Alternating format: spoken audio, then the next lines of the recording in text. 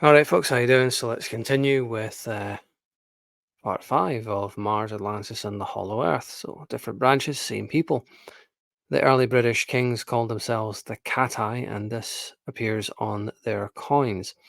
The Aryan Hittites of Asia Minor and Syria Phoenicia called themselves the Katai or Khatai. The Aryans who left the Caucasus to rule India were known as the Kayato. I think that's how you say it. The term Katai evolved through the Hebrew and English translations into the Hittites of the Old Testament. Kassi or Kassai was the title used by the first Phoenician dynasty about 3000 BC. Not surprising because these were different branches of the same people. The ancient Indian epic lists name some of the same people named in the Mesopotamian even king lists of early Egypt also turn out to be the Aryan people. We are looking at the same people here, the reptile Aryan bloodlines which have held the reins of power from the ancient world to the present day. Eli Waddell. Sumerian, the language of the gods, is the parent language for most of the world, although I think it originated even further back in history, maybe Atlantis. The British Isles, as Waddell says, I had recognized that the various ancient scripts found at or near the old settlements of the Phoenicians and those known as Cyprian, Carian, Aramaic or Syrian, Lycian, Lydian, Carinthian, Ionian, Cretan or Minoan, Pelasgian, Phrygian, Cappadocian, Cilician, Theban, Libyan, Celto-Iberian, Gothic runes, etc., were all really local variations of the standard Aryan Hitto-Sumerian writings of the Aryan Phoenician mariners, those ancient pioneer spreaders of the Hittite civilization beyond the Pillars of Hercules to the British Isles. Civilized Britain. Official history asks us to believe that the people of Britain were savages. This is not true. Roman records say that the Britons were generally civilized. They were the same people with the same origins. It was only the people of the interior of Britain, still uninfluenced by the Phoenician culture closer to the coasts, whom the Romans regarded as uncivilized when they arrived. Many of the roads regarded as Roman were not built by the Romans. The Romans admired the efficiency of the British armies, particularly their use of war chariots. These famous British chariots were the same as those used by the Hittites or Katai, described by the Egyptian pharaoh Ramses II at the Battle of Kadesh. 3 centuries before the Romans arrived, the explorer and scientist Pytheas sailed around Britain and mapped the land scientifically. Ancient links. The first Phoenician tin port in Cornwall was St. Michael's Mount in Penzance Bay. St. Michael was a Phoenician deity. There is endless evidence to prove the ancient link between the British Isles and Ireland and the culture of North Africa and the Near East.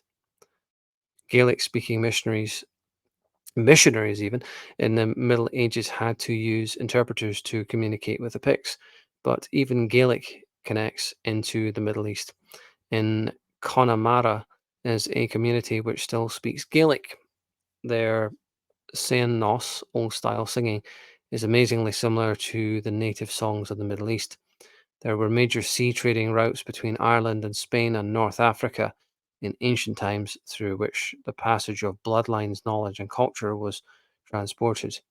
The Irish symbol, the harp, came from North Africa, and so did the shamrock. Landing in Ireland, the rosary beads, the symbol of devout Roman Catholics, comes from the Middle East and are still used by the Egyptians. According to Arbois de Joinville, oh, I'm saying that right, the Irish were known as Egyptians in the Middle Ages.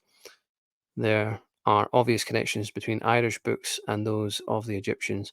The crossed arms pose of Osiris can be seen in Irish manuscripts. The Irish sweaters made on the Isle of Arran carry designs first given to them by Egyptian Coptic monks. The old Irish sailing craft called Pucan was used on the Nile. Libyan dragon skins mercenaries were at large in Ireland 2,000 years ago. In the 2nd century, the geographer Ptolemy, who lived in Alexandria, could name 16 tribes in Ireland. Irish ritual was, like all the cultures inspired by the Phoenician Aryans, focused on the sun. Phoenician origins. The earth mound at Newgrange has a narrow passageway perfectly aligned with the sun as it rises on December 21st, 22nd, the winter solstice, so much so that the golden sunlight fills and illumines the whole passage and the chamber at the centre. The distinctive round towers of Ireland are of Phoenician origin, aligned with Draco. The connections between Ireland and the Berbers of Morocco deserves a special mention. They are a light-skinned mountain people, some blue-eyed and blonde-haired. They are associated with Atlantis and named after Atlas, a son of Atlantis. Poseidon. Anyone speaking Gaelic could comfortably understand the Berber tongue. Berbers also used bagpipes. New Troy. Londinium.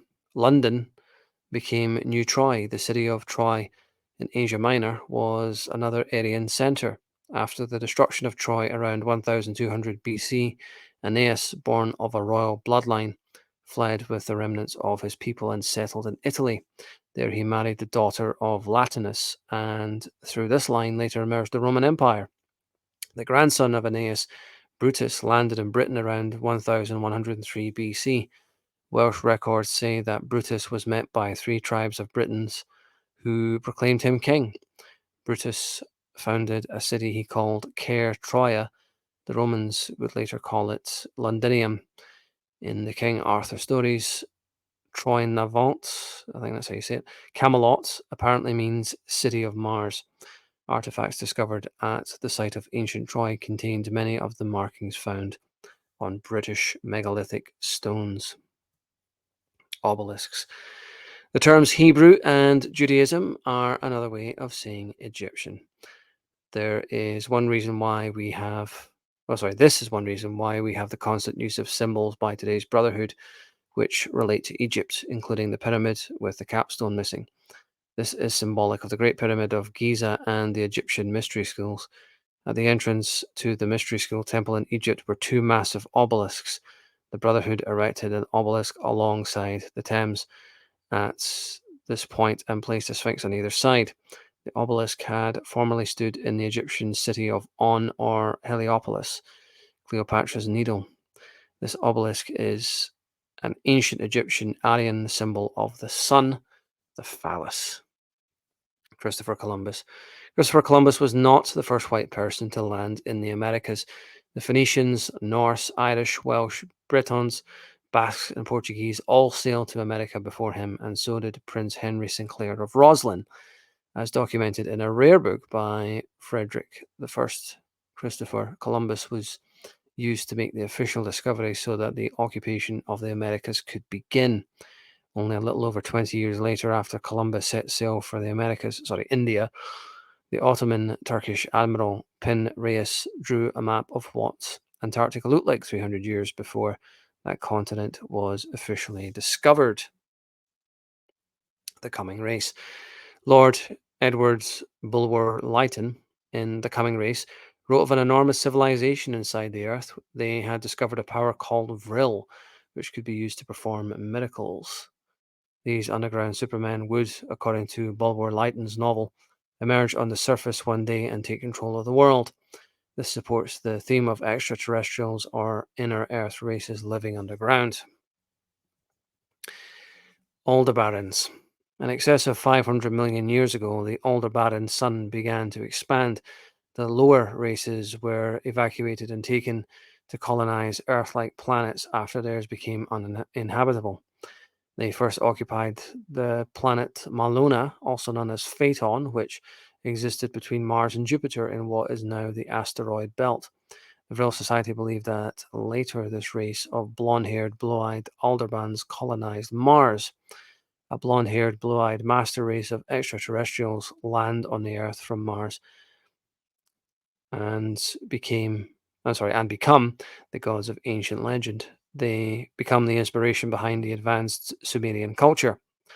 The Thule Society was named after Ultima Thule, which is claimed to be the mythical city on Hyperborea, the first continent settled by the alien race from Aldebaran, or Aldebaran. Oh yeah, that's how you say it, I think. Hyperborea. Some say this was long before Atlantis and Lemuria. Others say Hyperborea was Atlantis or even the inner earth. Scandinavian legend describes Ultima Thule as a wonderful land in the far north where the ancestors of the Aryans have their home. When Hyperborea started to sink even, the legend goes the Aryan extraterrestrials used their technology to burrow gigantic tunnels. They settled under the Himalayan mountains. This realm became known as Agartha, with a capital city named Shambhala. The Thule advocates believe the Nazi belief system claimed that the people of Agartha were good and those of Shambhala were evil. Could this division be Aryan Martians versus Anunnaki reptilians, as an age-old conflict between the two? First they battled on Mars, and then on the Moon, and now on Earth. Invoke Mars. In the book Satan and Swastika, Francis King says Hitler's public appearances, particularly those associated with the Nuremberg rallies, were excellent examples of this sort of magical ceremony. The fanfares, military marches, and Wagnerian music, the mass swastika banners in black, white, and red, the ballet-like precision of the movements of the uniformed party members evoked the principles of war and violence, symbolized as Mars. And the prime rituals of the rallies was a quasi-magical ceremony. If a modern ritual magician had designed a ritual intended to invoke Mars, he could not have come up with anything more effective than Nuremberg. Hollow Earth. They believed the Sumerian gods were the extraterrestrial master race. They believed in the existence of Atlantis, and they launched expeditions to North Africa, Rene Le Chateau, and to Tibet, where they believed that underground supermen were based. The Nazis also believed that the Earth was hollow. They established a base in Antarctica. I have no doubt from the evidence I have seen that the Earth is hollow. There are vast regions inside where highly developed civilizations live. There are ancient societies living under the ground between the Earth's surface. Jules Verne. Jules Verne wrote of the two moons of Mars before they were identified officially in 1877. Verne's epic journey to the center of the Earth was not entirely a fantasy. Those who promote Hollow Earth say that water flows from one polar entrance to another, and in the center of the planet is a vast sea and an inner central sun. Interestingly, the main opposition Verne's explorers face are from massive reptilians found in the sunken city of Atlantis. Much truth is passed on through symbolism in fiction, stories, and movies. Steven Spielberg's films are prime examples, particularly the Indiana Jones series. A stuttering wreck. There is certainly plenty of evidence that there are civilizations living within the Earth. After all, isn't that at odds with what those highly intelligent scientists say? When you research the subject, you realize how little evidence the scientists produce for their indisputable facts. They have penetrated only a few miles into the Earth, and their theories of what exists at deeper levels are just that, theories. When you ask a few questions of the official line, it is soon a stuttering wreck. Gravity. When the planet was in its molten form, spinning into existence before it cooled, how could it possibly remain solid to the core? Researchers of the Hollow Earth have suggested that the outer crust goes down some 800 miles, and beyond that, the planet is hollow. Okay, where was I? Beyond that, the planet is hollow. People live on the other side of the very land that we live on. If you think that is impossible, then ask why people in Australia don't fall off the Earth, even though they are on the opposite side of the surface to those in the Northern Hemisphere. The answer is that they are pulled to the land by gravity. And so are those who live inside the Earth. Polar openings. The alleged openings at the poles make sense because the power of centrifugal force in the period of formation would have been less. in those areas. At about 70 to 75 degrees north and south latitude, the Earth starts to curve into the polar openings. These openings are an estimated 1,400 miles across, and around them is a magnetic ring. The entrances are covered by clouds most of the time. When explorers searching for the North or South Pole reach this magnetic ring, their compasses point straight down. They are at the magnetic ring which encircles the poles. The light and warmth inside the Earth comes from an inner sun. Admiral Byrd. There are some books which reveal the detailed evidence of the inner Earth. The Hollow Earth by Dr. Raymond Bernard is an excellent summary of this evidence. One man, famously flew into the inner Earth at the North Pole in 1947. He was Rear Admiral Richard E. Byrd, a well-known figure in the United States Navy. He called the land he found that enchanted continent in the sky and the land of everlasting mystery. In 1947, Byrd flew inside the planet and they saw ice-free lands and lakes and mountains. Master races. After the initial publicity, information about the Byrd expedition was suppressed. Ray Palmer, the editor of Flying Saucers magazine, published an issue detailing Admiral Byrd's discoveries, but when the truck arrived from the printer, the magazines went missing. Palmer believed that UFOs came not from space, but from the inner Earth. The legends of inner Earth peoples and blonde-haired, blue-eyed master races can be found in countless ancient cultures, including China, Tibet, Egypt, India, Europe, the Americas, and Scandinavia. Paradise Found. William F. Warren, in his book Paradise Found, The Cradle of the Human Race, suggests that humans originated on a tropical continent in the Arctic, a land of sunshine where a race of gods lived for more than 1,000 years. Warren connects this northern paradise with Hyperborea. The Eskimos, who may originate from inner Earth peoples, have legends which tell of a paradise island to the north, a beautiful land of perpetual light where people live in peace and happiness. You find the same in Irish myth also. It was to the inner Earth that some of the fleeing Lemurians and Atlanteans sheltered. Plato wrote of mysterious passageways around the Atlantean continent, tunnels both broad and narrow in the interior of the Earth, the inner Earth. The Roman writer Pliny refers to underground peoples who had fled from Atlantis, and there are the legends of the inner Earth dwellers called the troglodytes, who Pliny said have hidden in their tunnels a great ancient treasure. So, such stories abound in every culture. In 1947, there is said to have been a strange naval mission to the Antarctic by Admiral E. Byrd, the man who flew into the inner Earth at both poles. He took with him 4,000 soldiers and a fully equipped aircraft carrier. After 8 weeks and high casualties, they pulled out. What happened remains a mystery, but Byrd would later say publicly that in the case of a new war, one had to expect attacks by planes that could fly from pole to pole. Phoenician symbols. The white horse was a Phoenician sun symbol. This same symbol of the circle and the cross was used by the Phoenicians in their depictions of their goddess Barati, as it can on the shield of her British version, Britannia. I think that's meant to be as it can be seen on the shield. The lion is seen so often in heraldry and flags because it is an ancient symbol of the sun, as is the Sphinx. The fish symbolizes the legendary king of Babylon, Nimrod, who was depicted as a fish. The dove symbolizes his partner, Queen Semiramis, and it is more reverse symbolism. The Romans used to worship Venus Columba, Venus the dove. Venus and dove are associated with Queen Semiramis in Babylon. Notre Dame de Paris. The Blessed Virgin Juno was said to have conceived her savior son Mars on a magic lily. The lily is symbolic of the reptilian bloodlines.